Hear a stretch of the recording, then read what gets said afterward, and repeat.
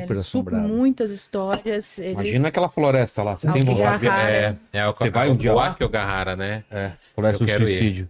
Cara, mas no Japão, eles têm uma coisa de bastante lugar assombrado, porque tem uma crença, que é até falada no filme O Grito, aquele que é The Grudge, né? Que é o Ruon, que tem a versão japonesa, que eles falam que todo lugar que morre uma pessoa com raiva, ali nasce uma maldição. Ah, Então é? você imagina o quanto de pessoas que não morrem nas casas, enfim, e acabam